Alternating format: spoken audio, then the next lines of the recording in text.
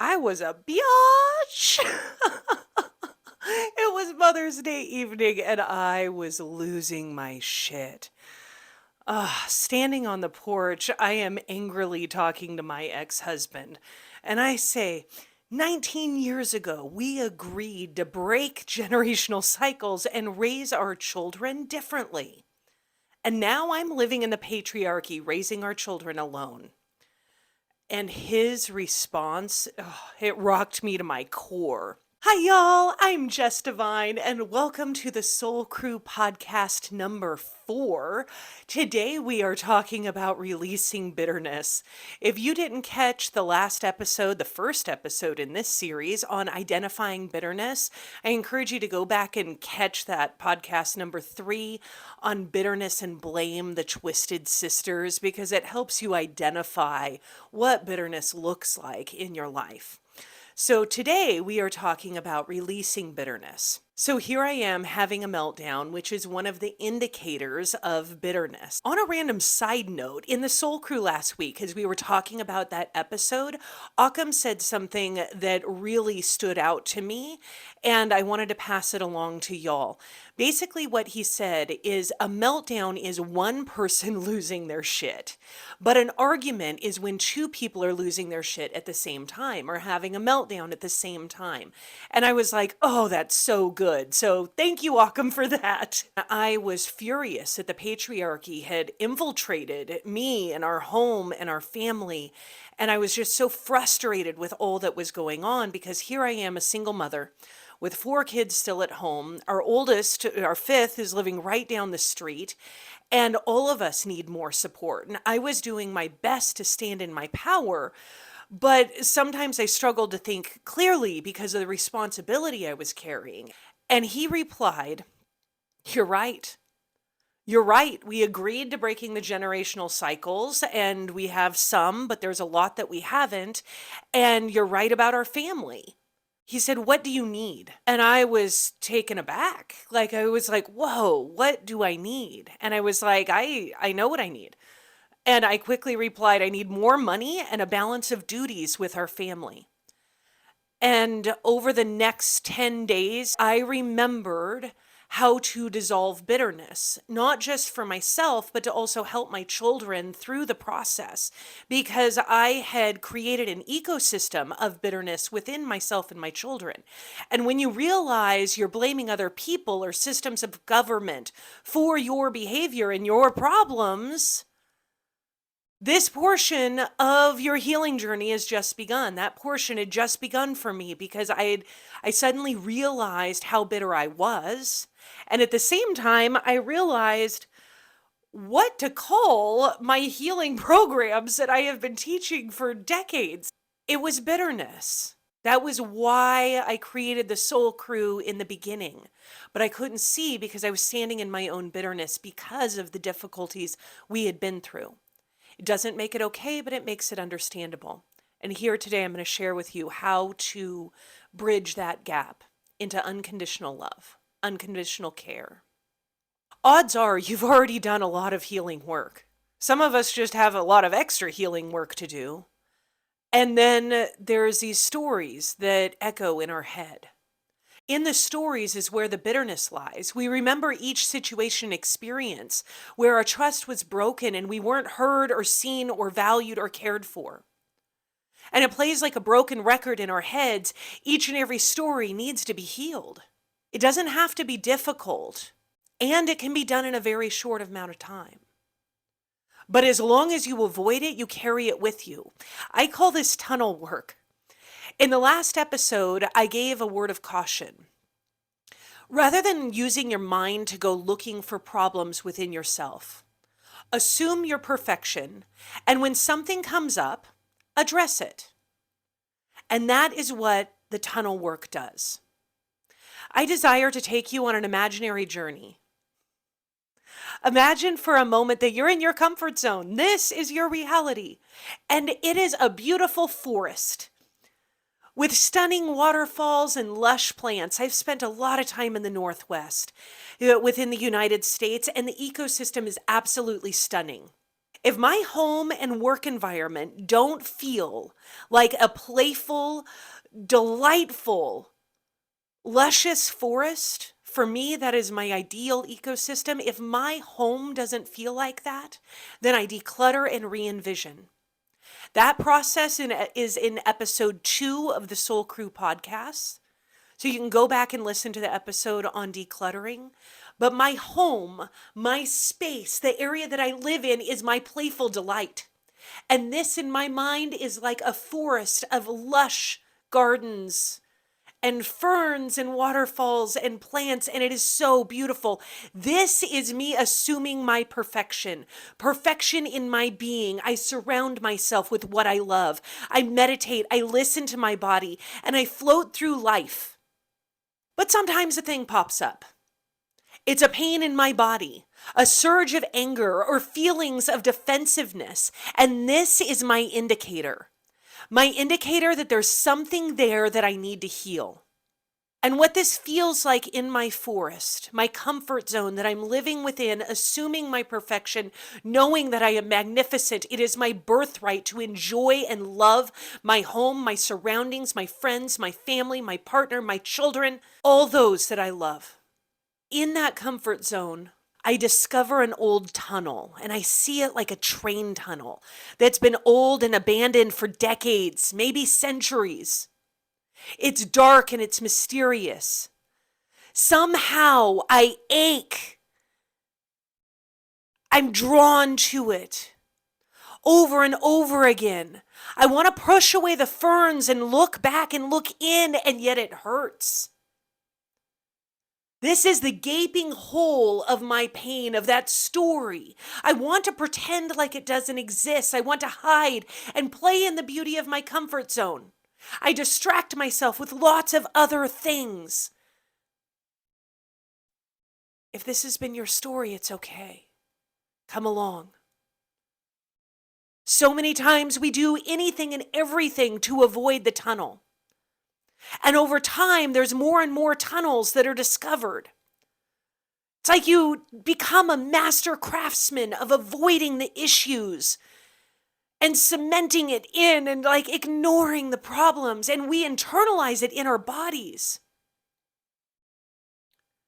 But sometimes all we need is some tools for tackling the tunnels in your life. Tools that help you process through every story that has induced pain, those tunnels. We blame ourselves, we blame society. And this is the tunnel work. When you bravely walk into the darkness, knowing that you have the tools to make it through to the other side, you will walk in grace. Through every story, reclaiming your power and gaining a deeper understanding of who you are and the people you have impacted and how the culture has impacted you. And when you come out the other side of your tunnel, you have a new comfort zone that's a little bit brighter and a whole lot more fun. Because the things that held you back are now your greatest strengths. When you learn to dance in your darkness, you blossom in your light. When you have the confidence to walk through your tunnels and gain understanding, it is so quick. And it can be easy when you learn to enjoy the process. You can quickly pop out the other side with a new sense of freedom and hope. When I first started being aware of being triggered and not being able to control myself, where I was reacting rather than responding, it was happening so fast that I couldn't figure out what was causing it. And I had an old camcorder that I set up in the dining room kitchen area of my home. At the time, I had 3 kids in diapers. It was just wild in my house. And it was always at what I call the witching hour. It's that time when you're making dinner right before dinner time and everybody's tired and hungry and grumpy. And I would just lose my shit in extraordinary ways. And when I started filming it and watching myself without judgment, just simply trying to identify what was happening and why I was reacting so quickly, I realized that I would see a tightness in my chest that once it rose from my chest to my throat and out my mouth, it was too late. And so I started catching my triggers right at my throat. I would feel it at my chest, and within like half a second, it would be out of my mouth. But I would catch it right at my throat, and I would put my hand up to my throat and like block that trigger. And I would do what I now call the vanilla ice method: stop, collaborate, and listen, where I would stop, collaborate with myself, and listen to my body. And at that moment, when a story came up or something came up that was getting me, I would ask myself, why? What's going on? I would write it down and I would schedule it. And I would schedule a time to do my tunnel work. Because I had little kids and dinner is boiling, I can't just stop and have a meltdown. So when I would stop myself and then I would intervene in whatever situation that was triggering me in a way that was a response rather than a reaction, and write down what I was feeling, how it scared me, what happened in my body, I would then schedule a time for myself within the next week where I would then sit with myself and ask myself, what was this? And that is the tunnel work. So if you're navigating life with a lot of kids or business or there's a lot of chaos, know that when something comes up, you've already been disassociated. Just like write it down, schedule a time with yourself, and then come back and do the work and go into that trigger. And if you just tackle things as they come up, it'll make the journey so much easier for you. And you just continue disassociating. Like put it in a box, put the idea in a box, schedule it for a later time, and then work on the issue. And it's extraordinarily helpful when you're working with short time and children or business, urgent things. When you show up for your scheduled time and you're ready to sit in that tunnel and really look at all of the pain, you generally need a couple hours. And in the tunnel, we use the dice analogy from episode 3 to look at every side of that particular story. So as we start out, I want you to sit down in a comfortable place, take a few deep breaths, and answer the question, who are you now? So when I do this, I normally sit on my floor on the rug behind me and I say, okay, who am I now? Right now, I'm a 44-year-old woman. I'm a mother of 5. I'm a lover of humanity. I do my best to respond rather than react. I practice regular self-care, meditation, and consciousness. I ground myself in the space. Look around you and find gratitude for all the things that you have. I'm thankful for my walls, my roof, they give me shelter. I'm thankful for all the little things that I have around me, all my tools and accessories and the things I love. I sit in gratitude for the extra fat on my thighs because it means I have food. For the water and the coffee that I'm drinking. I sit in gratitude for the journal that I have. And sit in gratitude for my space. And as I ground myself in my current reality and who I am now, I feel through that story. What story is coming up? And I feel the fullness of the injustice with my current self. I'm going to use 2 stories as examples of my own life through this journey so you can better understand how the tunnel work works, and how you do it. So first, of being sexually assaulted when I was 4 and 5 years old. So there's a trigger warning, be ready. It's gentle. The second is my pain around Mother's Day and being a mother myself. Once you fully feel the pain of the story, and now I've obviously done the work for these, so it's not as dramatic or intense feeling, but once you sit in the pain of current self, looking at the pain and struggle and the hurt of what was, allow yourself that space to enter the experience as yourself and sit in the pain and the hurt and really the judgment of your current self looking at your past self. And I normally do this for about 5 to 10 minutes and experience that pain. And then pour love into it, lots and lots of love into my current self that I've lived, I survived, I've made it, I'm here now. Like, how awesome is that? The past things can't hurt me because they're already gone. And so I sit in that deep reality of who I am now and the safety I am now. I'm just looking at the shit from the past. So step two is really looking at me then. So looking at my 4-year-old self, I didn't know that sex was something that I wasn't supposed to be having. I didn't know what sex was. The act wasn't referred to as sex. It was just a thing that was happening, and there was no understanding or concept. And it felt good because it's supposed to feel good because my body is human and I am a sexual being. And I didn't know what I didn't know. And that that helps me love the 4-year-old me, the 5-year-old me that is experiencing these things that I didn't even know were wrong until later. But I'm experiencing them, and it does an immense amount of damage to who I am and my psyche and turning on my sexuality. And I can see the damage that happened, but I didn't know that it was wrong. And they told me I would get hurt, my family would get hurt if I said anything, and I just believed them because I had trust.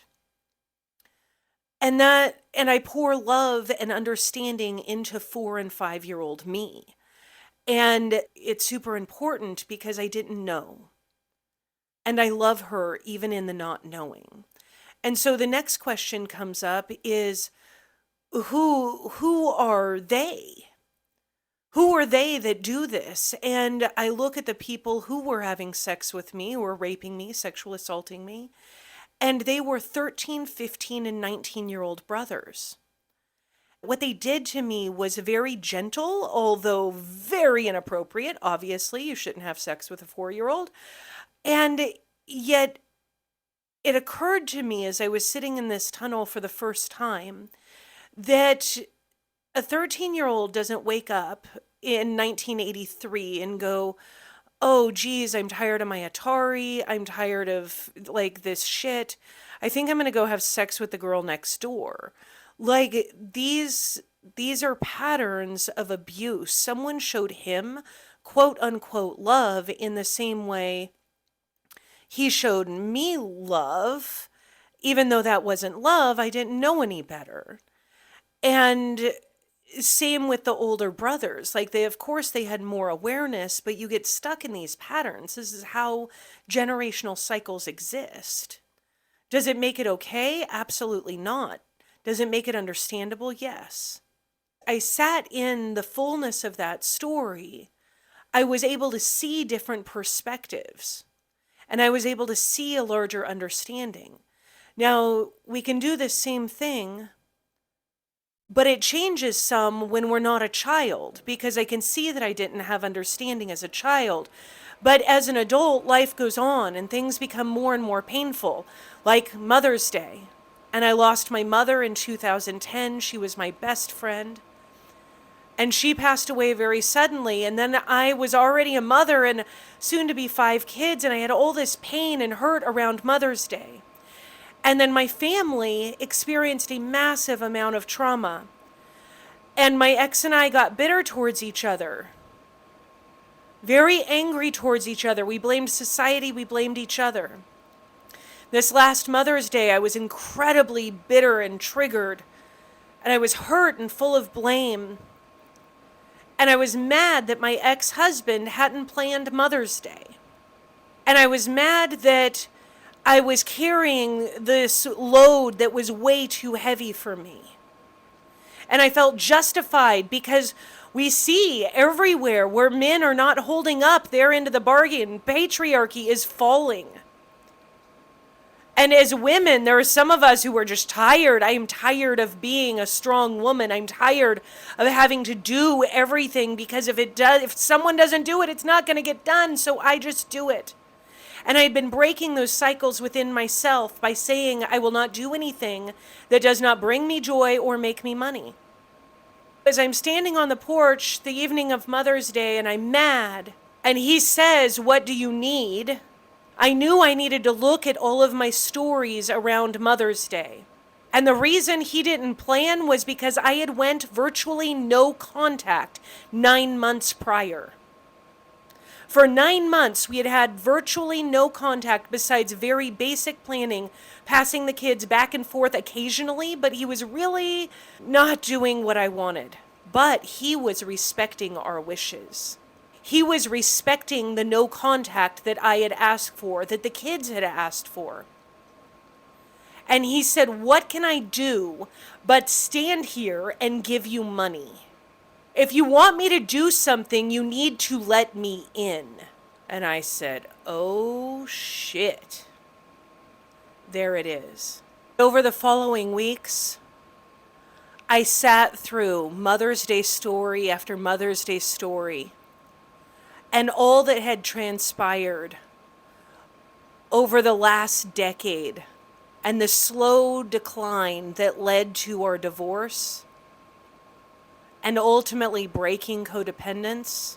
I sat through story after story where I had placed blame on the church, on Reed, on my children, on society, on the patriarchy. As I went through tunnel after tunnel after tunnel, I was able to see the world, my own actions, and the bitterness that I had led into my family.